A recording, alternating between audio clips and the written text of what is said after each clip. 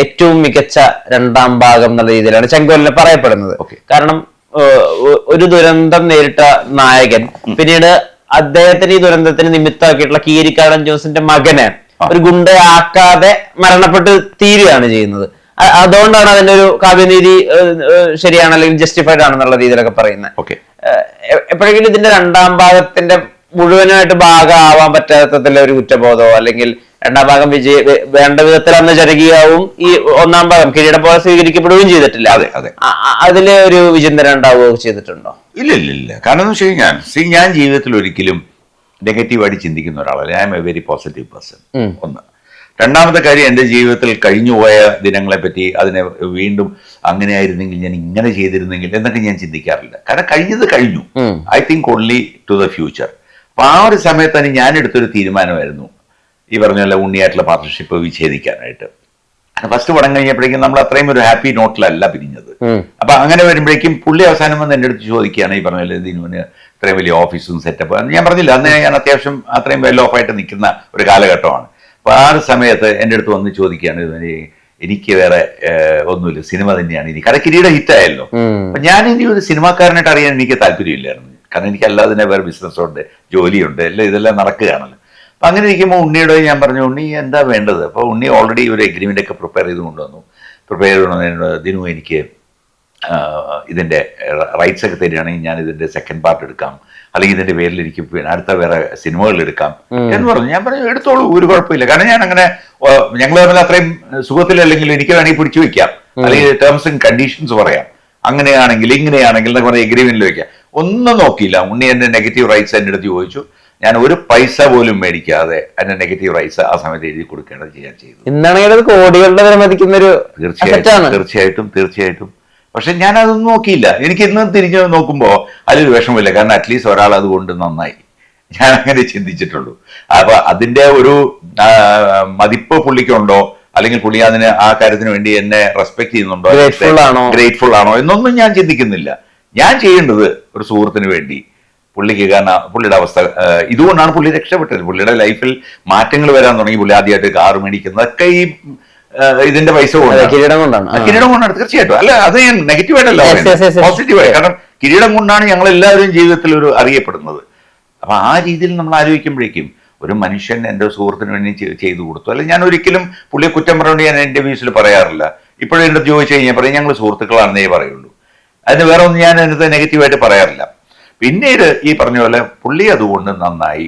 ഈ second part പുള്ളി എടുക്കാൻ വേണ്ടി നിന്നപ്പോൾ എന്നെ അറിയിച്ചു, സെക്കൻഡ് പാർട്ട് ഞാൻ എടുക്കാൻ പോവുകയാണ് എന്ന് പറഞ്ഞു. അതിൽ ഞാൻ ഒരു വിയോജിപ്പ് ഞാൻ പറയുകയും ചെയ്തു. അതായത് സെക്കൻഡ് പാർട്ട് എടുക്കുമ്പോഴേക്കും അതിനകത്ത് കിരീടത്തിൽ അവകാശമുള്ള ഒരാളാണ് ഞാൻ.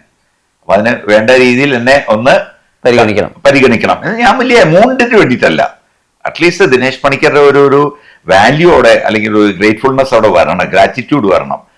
പക്ഷെ അതെനിക്ക് ഇല്ലയെന്ന് തോന്നി. അതിന് പേരിൽ ഞാൻ അന്നത്തെ കാലത്ത് ഒരു ചെറിയ ഉടക്കിടുകയും ചെയ്തു പുള്ളിക്ക്. അങ്ങനെ ഒരു സംഭവമൊക്കെ ഉണ്ടായിരുന്നു. അപ്പം അതുകൊണ്ട് ചെങ്കോല് പിന്നെ നന്നായതിൽ ഞാൻ സന്തോഷിച്ചിട്ടേ ഉള്ളൂ.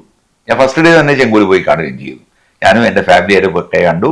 പക്ഷെ എനിക്ക് കിരീടത്തിൻ്റെ ആ ഒരു സ്ക്രിപ്റ്റിൻ്റെ ആ ഒരു അതിനകത്തുണ്ടായിരുന്ന ആ ഒരു പോസിറ്റീവ്നെസ്, അല്ലെങ്കിൽ ആ കഥയിലുണ്ടായിരുന്ന കിരീടത്തിൽ കുറ്റം പറയാൻ ഒരു വാക്കും ഏരിയയില്ല. അതേസമയം ഇന്നും നിങ്ങൾ പൊതുജനത്തിനോട് ചോദിച്ചു കഴിഞ്ഞാൽ അവർക്ക് കുറ്റം പറയാൻ ഇഷ്ടം പോലെയുണ്ട്. ആദ്യം എടുത്ത് പറയുന്ന സംഭവം എന്ന് വെച്ചാൽ, ഇത്രയും വലിയ ഒരു ഭീകരമായ ഒരു അവസ്ഥയിൽ ഫേസ് ചെയ്യുന്ന തിലകൻ ചേട്ടൻ്റെ ഒരാള് ആ മകന്റെ ഒരു അവസ്ഥയിൽ അറിയുന്നു, കുടുംബത്തിലുണ്ടാകുന്ന പ്രശ്നങ്ങളെ കാണുന്നു, ഇതെല്ലാം ചെയ്തിട്ട് വളരെ ശക്തിയോടെ നിൽക്കുന്ന ഒരാൾ അവസാനം രണ്ടാമത്തെ ഇതിനകത്ത് വന്നിരിക്കുന്ന ക്യാരക്ടറൈസേഷൻ വളരെ വീക്കായി പോയി, വളരെ മോശമായി പോയി. ഞാൻ പറയുന്നതല്ല, പൊതുജനം പറയുന്നതാണ്. അപ്പൊ അതിലൊരു റെഫറൻസ് മഹേഷിന്റെ പ്രതികാരത്തിലുണ്ടല്ലോ, പേഴ്സണലി തോന്നിയതാണ്. പക്ഷെ അല്ലാതെ ഞാൻ ആ പടം കണ്ടു, എനിക്ക് ഇഷ്ടപ്പെട്ടു. ആ ക്ലൈമാക്സിലോട്ടൊക്കെ പോയി. അത് പക്ഷേ ഇപ്പോഴും ആലോചിക്കുമ്പോൾ ലാലിനെ കൊല്ലണ്ടായിരുന്നു, ഇല്ലെങ്കിൽ ഉണ്ണിക്ക് വേണമെങ്കിൽ തേർഡ് പാർട്ട് എടുക്കാമായിരുന്നു. കിരീടം മാത്രമല്ലാതെ ബാക്കിയുള്ള പ്രൊഡക്ഷൻസിന്റെ പേരിലും സാറ് പലപ്പോഴും ഈ ഫേസ്ബുക്കിലെ കുറിപ്പുകളിലൊക്കെ വരാറുണ്ട്. പക്ഷെ ഇപ്പൊ ആളുകള് വലിയ രീതിയിൽ ഈ രജപുത്രന്റെ സുരേഷ് ഗോപി സാറിന്റെ കോസ്റ്റ്യൂംസ്, അതിൽ ആ പടത്തിന്റെ മൊത്തത്തിലുള്ള മേക്കിംഗ്, അന്ന് കാലത്തെ സ്കെയില്, അതിനെ പറ്റിയിട്ടൊക്കെ സംസാരിക്കാറുണ്ട്. വിക്കിപീഡിയയിലും ബാക്കിയുള്ള ഇന്റർനെറ്റ് സോഴ്സസിലൊക്കെ ഇതൊരു മോഡറേറ്റ് സക്സസ് എന്നുള്ള രീതിയിൽ എഴുതപ്പെടുന്നത്. ശരിക്കും എന്തായിരുന്നു രജപുത്രന്റെ അന്ന് കാലത്തെ ജനം എഴുതിയ വിധി? അല്ല, അത് നമ്മൾ മുടക്കിയ കാശ് റഫ്ലി അബൌട്ട് നമുക്ക് തിരിച്ചു കിട്ടി. ഞാൻ ഫുൾ കിട്ടിയെന്ന് ഞാൻ പറയില്ല, കാരണം അതിന്റെ ഡിസ്ട്രിബ്യൂട്ടർ ഇദ്ദേഹമായിരുന്നു, VIP ഫിലിംസ് ആയിരുന്നു. അപ്പൊ അവരാണ് അതിന്റെ കണക്കൊക്കെ വെച്ചിരിക്കുന്നത്. അപ്പൊ ഒരു സ്റ്റേജിൽ റിലീസ് ചെയ്ത് കഴിഞ്ഞപ്പോൾ ഞങ്ങൾക്ക് റഫ്ലി ഒരു മുടക്കിയ പൈസ തിരിച്ചു കിട്ടിയെന്നേ പറയാൻ പറ്റുള്ളൂ. അപ്പൊ അങ്ങനെ പറഞ്ഞ വാക്ക് കറക്റ്റ് ആണ്. ഒരു മോഡറേറ്റ് സക്സസ് എന്നുവെച്ചാൽ ഫ്ലോപ്പ് അല്ല, എന്നാൽ വലിയ അതീവ സക്സസ് ആണെന്ന് വെച്ചാൽ അതുമല്ല. എന്നാൽ ആൾക്കാർക്ക് ഇന്നും രജപുത്രൻ എന്ന് പറയാം, നല്ല നല്ല സിനിമയായിരുന്നു എന്ന് പറയുമ്പോൾ ആ സിനിമ എല്ലാവരും സ്വീകരിച്ചു എന്നാണ് ഞാൻ മനസ്സിലാക്കുന്നത്. മാത്രമല്ല, അതിനകത്ത് ഇപ്പോഴും ആൾക്കാർ ഓർക്കുന്നത് സുരേഷ് ഗോപി ശോഭനയുടെ കൂടെ തന്നെ അതിനകത്ത് ഓർക്കുന്ന വേറെ മെയിൻ ഭാഗം എന്ന് പറയുന്നത് ഇയാളുടെ വിക്രമിന്റെ പ്രസൻസ്. കാരണം വിക്രം എന്ന ആരുമല്ല, പക്ഷെ സൂപ്പർ സ്റ്റാർ ആയി കഴിഞ്ഞപ്പോഴാണ് ഇപ്പൊ ഇന്ന് പടം കാണുമ്പോൾ അന്നത്തെ വിക്രമിന്റെ ഓർമ്മകൾ എന്താണ്? ഇത്രയും തങ്കപ്പെട്ട ഒരു മനുഷ്യൻ ലോകത്ത് കാണുന്നത് സംശയമാണ്. എൻ്റെ ആ പടം 62-63 ദിവസം ഞാൻ അന്ന് ഷൂട്ട് ചെയ്തു. 63 ദിവസത്തിൽ എനിക്കൊന്ന് 40-45 ദിവസം എൻ്റെ കൂടെ ഉണ്ടായിരുന്നു വിക്രം. അപ്പൊ അത്രയും അടുപ്പം വരെ ചേട്ടാ എന്ന് പറഞ്ഞ് ഭയങ്കര ക്ലോസ് ആയിരുന്നു ഈ മനുഷ്യനോട്. അതിനുശേഷം പുള്ളി അവിടെ നിന്ന് പോവുകയും ഞാൻ പിന്നീട് എനിക്കിപ്പോഴോ എത്ര പ്രതിഫലം കൊടുത്തെന്ന് പറഞ്ഞുണ്ടോ? 1 ലക്ഷം രൂപ. 1 ലക്ഷം രൂപയാണ് കൊടുത്തത്. അത് 1 ലക്ഷം വലിയ വാല്യൂ ആണ്. കാരണം ആ ക്യാരക്ടറിന് ഞാൻ ഇന്നത്തെ ശരിക്കും അന്ന് പുള്ളി നല്ലൊരു ഡാൻസർ ആണെന്നുള്ള പരിഗണനയിലാണ് നമ്മൾ പുള്ളിയെ കൊണ്ടുവന്നത്. അപ്പൊ ഫസ്റ്റ് ഓപ്ഷൻ വന്നത് അന്നത്തെ കാലത്ത് മറ്റേ AR റഹ്മാന്റെ ഒരു പടം ഉണ്ടായിരുന്നല്ലോ, അതിനകത്ത് പ്രശാന്തിനെയാണ് ഞാൻ ആദ്യം നോക്കിയത് ആ ക്യാരക്ടർ. കാരണം അങ്ങനെയാണ് തമിഴ് വിൽക്കാനായിട്ട് കുറച്ചുകൂടെ മാർക്കറ്റ് കിട്ടിയേനെ. നോക്കിയപ്പോഴേക്ക് പ്രശാന്തിന്റെ എന്തോ റേറ്റ് കൂടുതലോ അങ്ങനെ എന്തോ വന്നിട്ടാണ് നമുക്ക് ബഡ്ജറ്റ് താങ്ങാൻ പറ്റിയില്ല.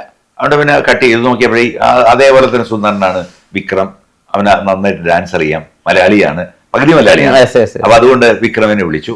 വിക്രമിനെ പോലെ സഹകരിക്കുന്ന ഒരാൾ, വിക്രമിനെ പോലെ നല്ലൊരു മനുഷ്യൻ നമുക്ക് എത്ര പേരുണ്ടോന്ന് എന്താ നന്മ തിരിച്ചറിഞ്ഞ എന്തെങ്കിലും സാഹചര്യമോ സന്ദർഭമോ പറയാൻ പറ്റുമോ? ഉണ്ട്. പറയുകയാണെങ്കിൽ എൻ്റെ ഏറ്റവും ഈ അടുത്ത് തന്നെ ഉണ്ടായ ഒരു ഇൻസിഡന്റ് ആണ്. അബൌട്ട് ഞാൻ ഷൂട്ടിങ് ഇവിടെ ട്രിവാൻഡ്രത്ത് നടക്കും നോക്കുമ്പോൾ മലയാള മനോരമക്കാർ അവിടെ മഴവിൽ മനോരമ അവർ ചാനലിൻ്റെ ആൾക്കാർ വന്നിട്ട് അവർ വണ്ടിയൊക്കെ ആയിട്ട് വന്ന് കിടപ്പുണ്ട്. അപ്പം ഇവരെന്തിനാണ് വന്നിരിക്കുന്നത് ഷൂട്ടിംഗ് ലൊക്കേഷനിൽ? അപ്പോൾ എൻ്റെ ഷോട്ട് എടുത്തുകൊണ്ടിരുന്നുകൊണ്ട് ഞാൻ കൂടുതൽ അതിൽ ഇൻട്രസ്റ്റ് കാണിച്ചില്ല. കുറച്ച് കഴിഞ്ഞപ്പോഴേക്കും എൻ്റെ ഷോട്ട് കഴിഞ്ഞ് വന്നിരുന്നപ്പോൾ അവരെന്നെ കാണാൻ വന്നിരിക്കുക. അപ്പം ഞാൻ പറയും, ഇവരെന്തിനാണ് എന്നെ കാണാൻ വരുന്നത്? പറഞ്ഞു, ഞങ്ങൾ വന്നിരിക്കുന്നതെന്ന് വെച്ച് കഴിഞ്ഞാൽ ഞങ്ങൾ വിക്രമിനെ കാണാൻ പോയിരുന്നു ചെന്നൈയിൽ. അപ്പോഴേക്കും വിക്രം അങ്ങ് വളർന്ന് വലിയ ഒരാളായിട്ട് അങ്ങ് മാറിക്കഴിഞ്ഞു. അപ്പോൾ വിക്രമിനെ ഞാൻ വിളിക്കാനോ അദ്ദേഹത്തിനെ ഫോളോ അപ്പ് ചെയ്യാനോ ഒന്നും ഞാൻ പിന്നീട് പോയിട്ടുമില്ല. അങ്ങനെ വിക്രമിനെ അവർ കാണുകയും ഒരു ഇന്റർവ്യൂയും ചെയ്തപ്പോൾ വിക്രമിനോട് ചോദിച്ചു, വിക്രം ഇതിനകത്ത് മലയാള ഇൻഡസ്ട്രിയിലോട്ട് ഇപ്പോൾ വരുന്നില്ലോ, താല്പര്യമില്ലേ എന്ന് ചോദിച്ചു. പിന്നെ മലയാളം എനിക്ക് എന്നെ വളർത്തിയത് മുഴുവൻ മലയാളം ഇൻഡസ്ട്രി അല്ലേ എന്ന് പറഞ്ഞു. അത് കഴിഞ്ഞപ്പോൾ ചോദിച്ചു, അങ്ങനെയാണെങ്കിൽ മലയാള ഇൻഡസ്ട്രിയിൽ ഇപ്പോൾ ഓർമ്മയുള്ള അല്ലെങ്കിൽ സ്നേഹം തോന്നുന്ന സംവിധായകൻ അതെൻ്റെ ജോഷിയേട്ടൻ. ഒറ്റ വാക്കി തന്നെ പുള്ളി മറുപടി ഉണ്ട് അതിന്. രണ്ടാമത് ചോദിച്ചാൽ അതിൽ നിങ്ങൾക്ക് കുറേ പടങ്ങൾ തന്ന പ്രൊഡ്യൂസേഴ്സ് ഉണ്ടാവില്ല, ആ പ്രൊഡ്യൂസേഴ്സിൽ ഇഷ്ടപ്പെടുന്ന അല്ലെങ്കിൽ മനസ്സിൽ നിൽക്കുന്ന ഒരു പ്രൊഡ്യൂസർ ആരെങ്കിലും ഉണ്ടോ? അപ്പോൾ അവനെ സോപ്പിട്ട് ഇങ്ങനെ പറഞ്ഞാലേ അതെല്ലാവരും നല്ല പ്രൊഡ്യൂസേഴ്സാന്നൊക്കെ പറയാം. ഇല്ലല്ല, എന്നാലും ആരെങ്കിലും ഒരാൾ നിങ്ങളുടെ പെട്ട ഒരു പ്രൊഡ്യൂസർ ഉണ്ടാവും, ഫേവറേറ്റ് ആയിട്ടുള്ള ഒരാളുണ്ടാവുമല്ലോ. അപ്പൊ അതാരായിരിക്കുന്നത്? പുള്ളി എൻ്റെ പേരാണ്.